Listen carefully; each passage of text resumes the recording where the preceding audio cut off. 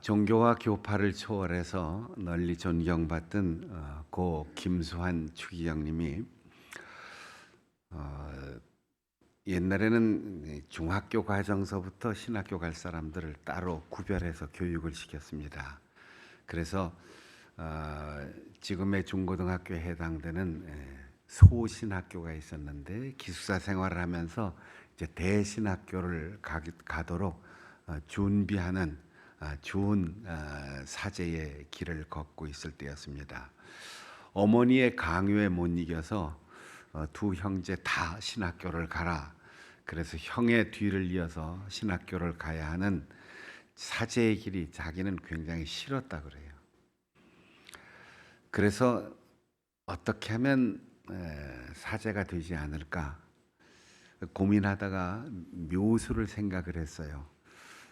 그때는 독일인 선생님이 아주 엄격하게 학생들을 교육시켰는데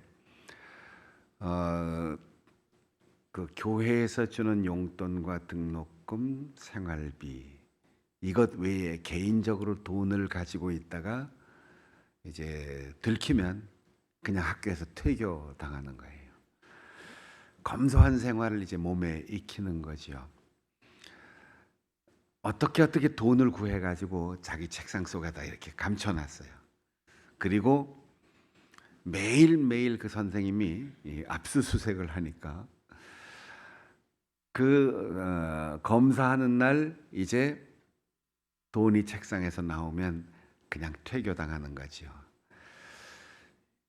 이제는 내일은 집으로 돌아가는 날이다. 그리고 그날 기다렸어요. 그런데 집으로 돌아가질 못했습니다. 퇴교를 안 당했어요. 왜냐하면 어김없이 학생들의 책상을 검사하던 그 선생님이 그날따라 책상 검사를 안 하고 그냥 지나간 거예요. 그러니까 어쩔 수 없이 학교를 다닐 수밖에 없었습니다. 이 첫 번째 탈출이 실패했고 두 번째는 일본에 가서 이제 신학부 대학 재학 중에 학도병으로 끌려갔다가 해방 후에 고국에 돌아와서 지금의 이제 신학교에 해당하는 대신학교를 가게 됐는데 그 신학교 가기 전에 이제 준비를 하고 있는 때 정말 마음에 드는 아름다운 여인을 만났어요. 그리고 연애를 하게 됐습니다. 그리고는 그 여인하고 둘이 약속을 했어요. 우리 결혼하자. 그걸 결혼하면 사제가 되는 길은 자동 포기가 되는 거니까 난 신부가 되지 않겠다. 당신은 나와 결혼하자. 둘이 마음이 맞아서 굳게 약속을 했습니다. 그리고 결혼을 준비하고 있었는데 어느 날 아무 연락도 없이 이 여인이 사라져 버린 거예요. 그리고는 다시는 그 여인의 행방을 알 수가 없어요. 그러니까 왜, 어디로, 무엇 때문에 자기를 떠났는지 아무것도 알 수 없이 그냥 연애가 끝난 거죠. 그래서 어쩔 수 없이 이제 큰 신학교에 가서 사제가 되고 추기경이 되고, 그래서 그분 생각에 참 인생은 신비롭다. 내가 아무리 묘하게 계획을 해도 그 계획이 빗나가고 우리끼리 아무리 좋아도 이유 없이 헤어져야만 하고 사제의 길이 싫어서 정말 이 길 안 가려고 했는데 하나님은 안 갈 핑계를 다 없애고 나를 끌고 가셔서 천주교의 수장이 되게 하시고 추기경이 되게 하시고 참 하나님이 하시는 일은 알 수가 없어. 평생을 그렇게 생각했다는 거예요. 추기경이 된 다음에 지방에 있는 어느 대학에서 강의를 해달라고 강의를 부탁받고 가는데 주제가 너무 어려워요. 삶이란 무엇인가? 이게 주제가 왔어요. 대학에 가서 자기가 철학, 신학, 여러 가지 삶의 정황, 나이에 비해서 그렇게 준비해서 철저하게 강의를 하고 박수를 받고 돌아오는데 자기 강의가 자기 마음에도 안 들어요.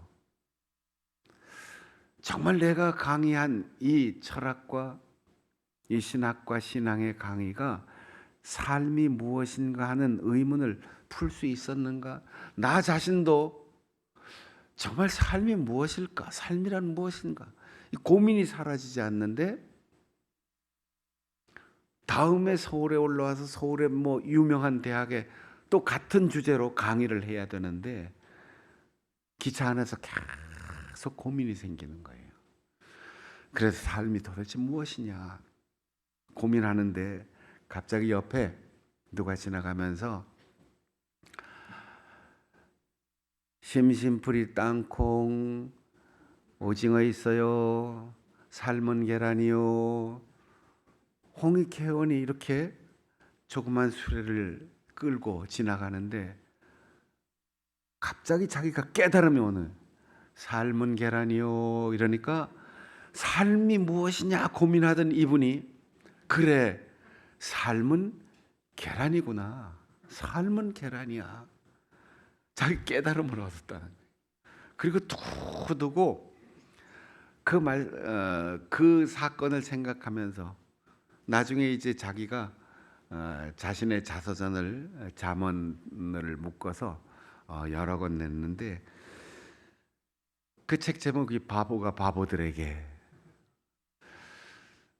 그분이 고백하기를 나는 머리에서 가슴으로 사랑이 오는데 70년이 걸렸습니다. 나이 70이 돼서야 진짜 사랑이 무엇인지를 알았습니다. 나는 바보였습니다. 이렇게 고백을 한 거예요.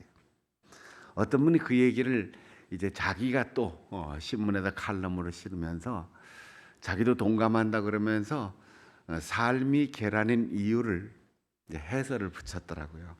그래 삶은 계란이다. 첫 번째 계란처럼 인생을 살아야 된다. 매듭도 없고 모난 데도 없고 둥글둥글하게 살아가야만 가장 지혜로운 삶이다.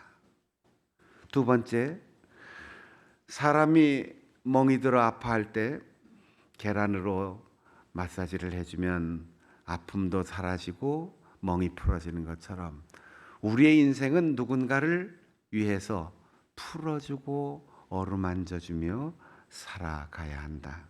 세 번째, 세상의 대부분의 물체는 열을 가하면 녹아내리는데 계란은 열받으면 단단해진다. 그러니 인생에 열받는 일들이 많이 생겨도 그 열에 녹아내리지 말고 마음 굳굳하게 먹고 포기하지 않으면 점점 더 단단하게 인생을 살 수 있다. 네 번째, 계란 중에 노른자위는 삶의 특권과 같은 건데 너무 노란자만 먹으면 콜레스테롤이 많아서 건강에 좋지 않은데 인생은 골고루 평범하게 살아야지 특권을 가지고 그 특권을 누리는 데 익숙하면 삶의 영적인 정신적인 건강도 좋지 않다. 마지막으로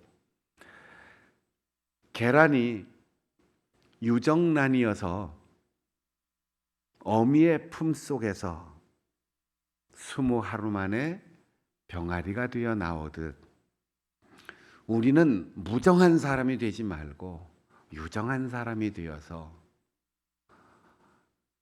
어머니의 품속에서 따뜻한 체온을 받고 서로 그렇게 보살피며 살아가면 아무것도 아닌 것 같은 계란이 생명이 있는 날개 달린 병아리가 되어 나오듯 우리의 삶에 모든 인고를 이기고 거듭나는 은혜를 체험할 수 있다. 그러니 어제보단 오늘이, 오늘보단 내일이 더 좋아지도록 꿈꾸며 노력하며 살아가라고.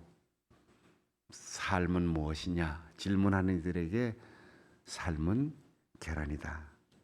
이렇게 대답을 했다는 거죠.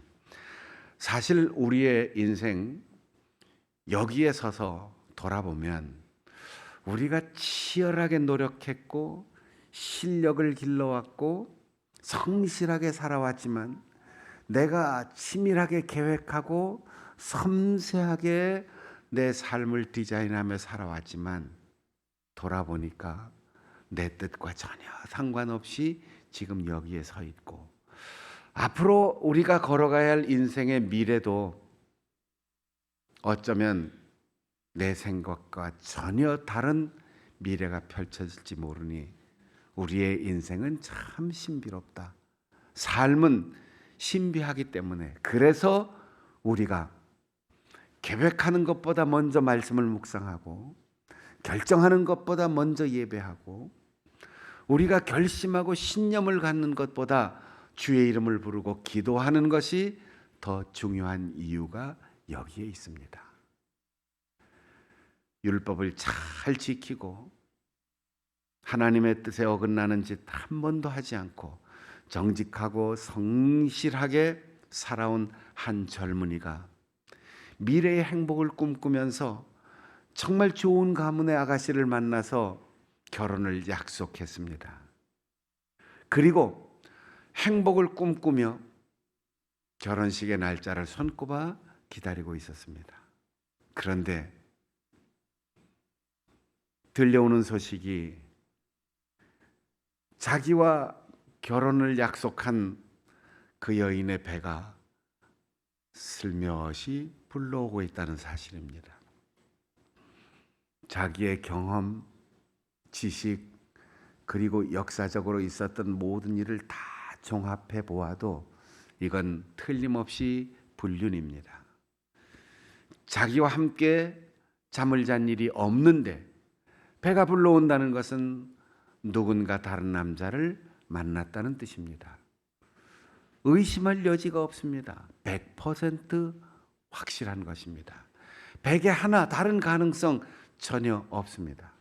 그래도 자기는 남에게 상처를 준 적이 없고, 자기가 남에게 해를 끼친 적이 없고, 자기가 모질게 살아오지 않았던 지난날의 삶이 있으니 어떻게 하면 율법에 어김없고 그 사람에게도 모질지 않고 나도 체면을 구기지 않고 이 문제를 해결할 수 있을까? 생각에 생각을 더해서 가장 합리적인 결정을 한 게 조용히 끊는 것. 이 결정했어요. 얼마나 참 좋은 사람입니까? 공개하고 망신을 주고 돌에 맞아 죽든 말든 그건 본인의 책임이니까 나는 명예를 회복하겠다. 그러면 한 여자의 인생은 망가지는 거예요. 그렇다고 내가 한 여자를 아무리 사랑하고 아꼈다 할지라도,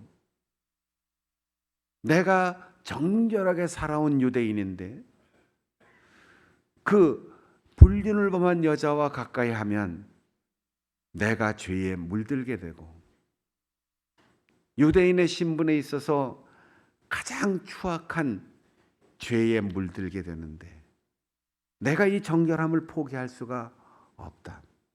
고민 끝에 사람들이 떠들든 말든 세월이 지나면 괜찮아지겠지.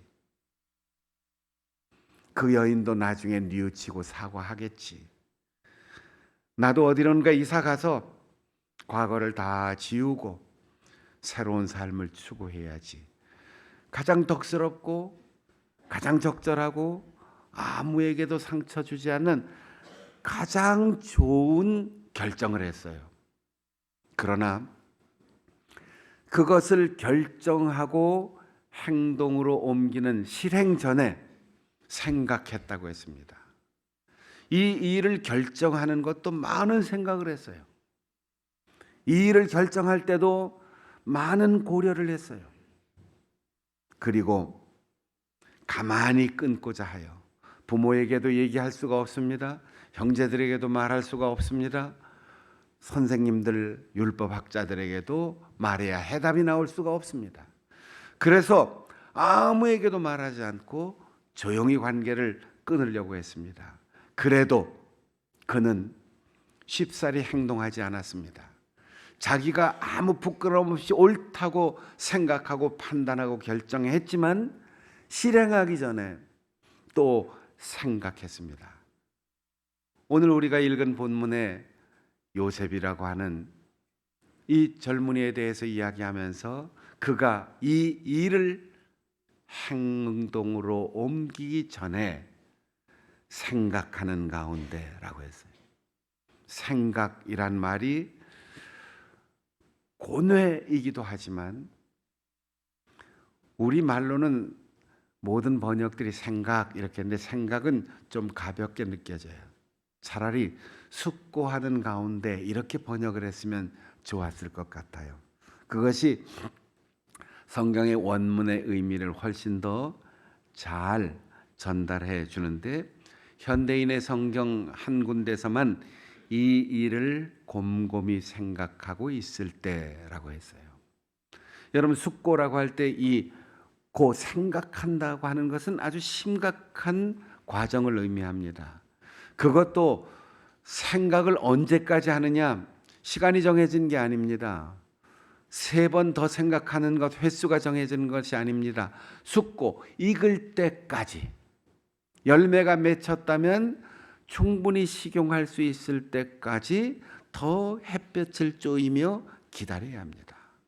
음식을 조리할 때 완전히 먹을 수 있도록 익을 때까지 뜸을 들이면서 기다려야 합니다.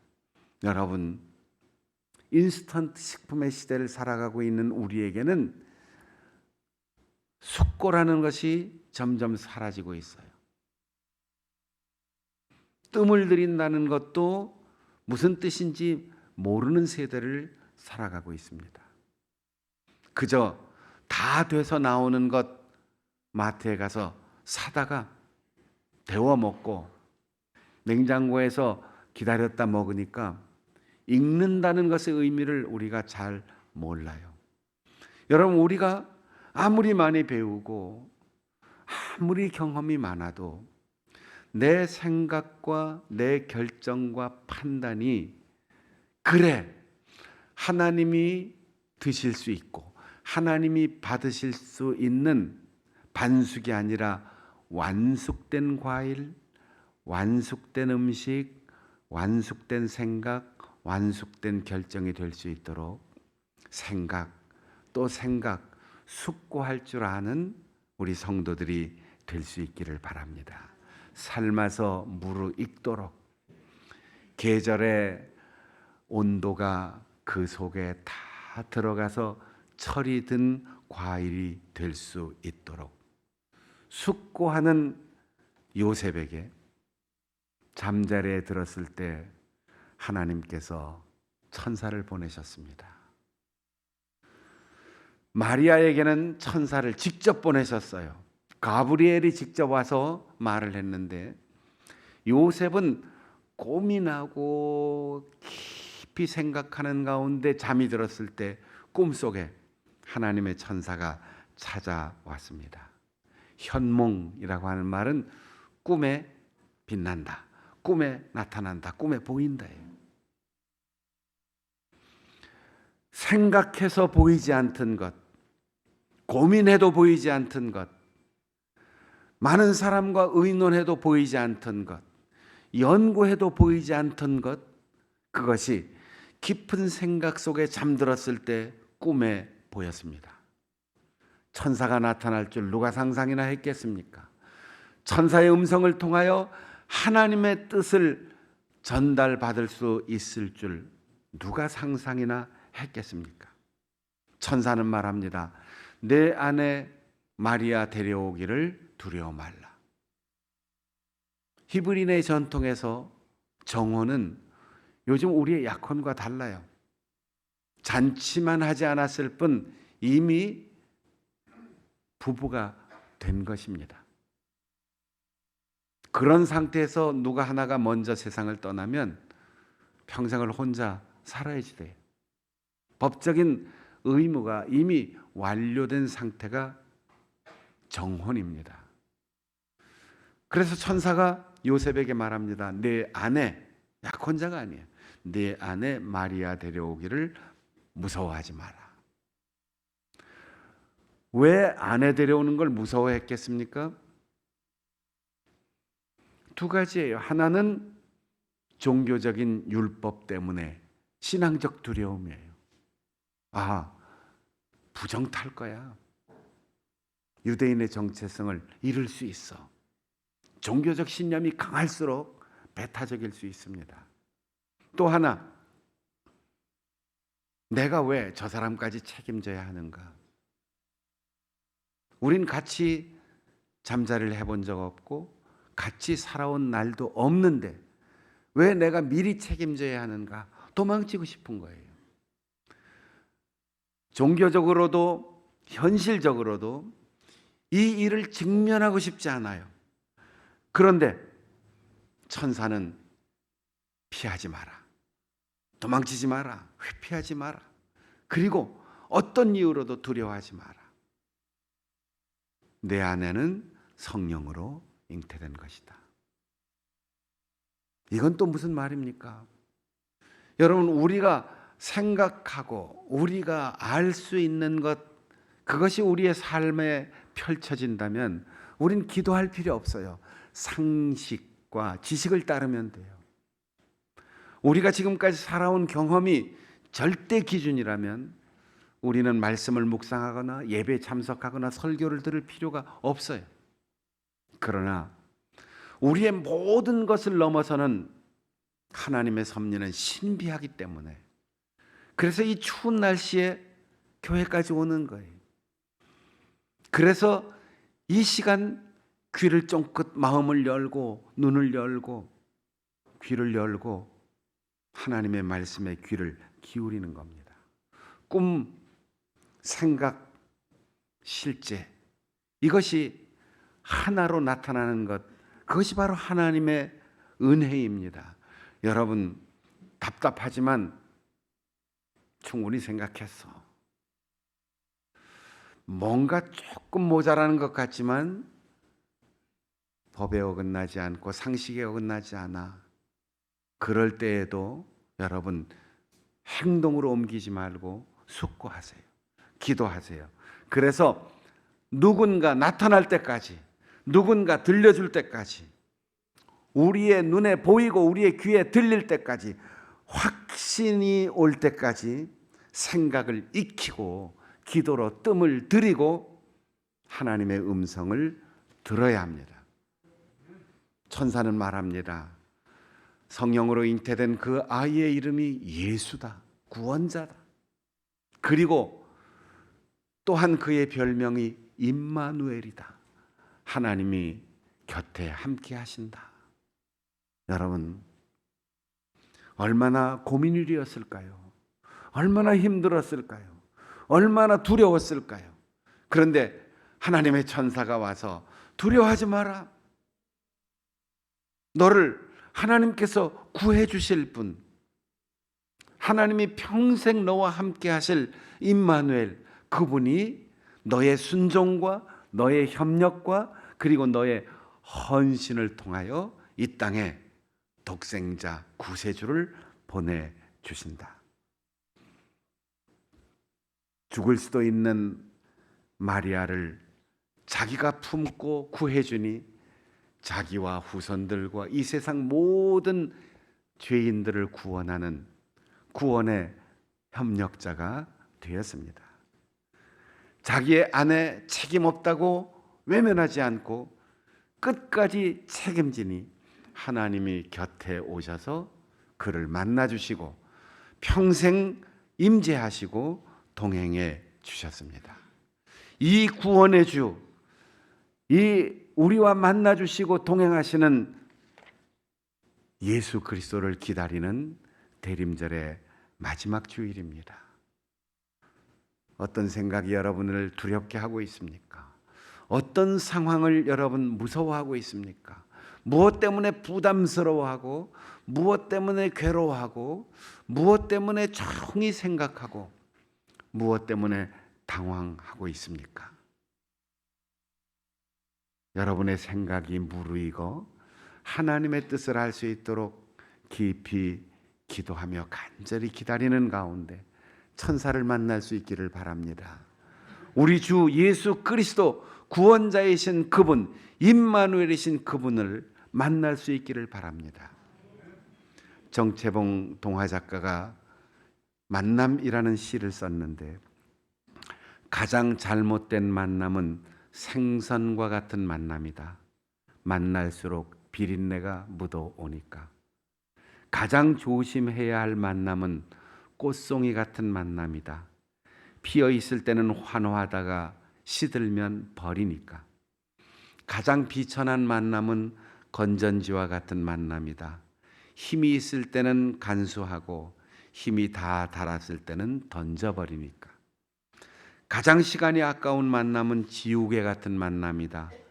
금방의 만남이 순식간에 지워져 버리니까.